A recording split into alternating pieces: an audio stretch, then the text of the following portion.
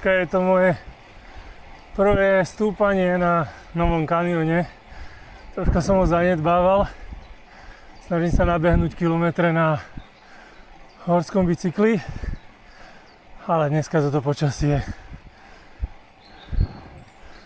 ma zlákalo pekne na cestu.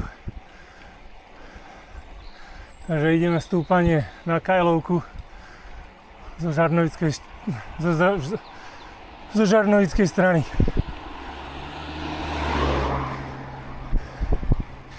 Vyskúšame si prevody.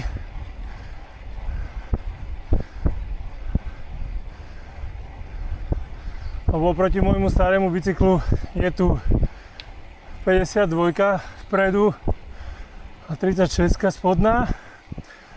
No ale vzadu máme 34, takže stále by tu mali byť ľahšie prevody ako na mojom starom bajku.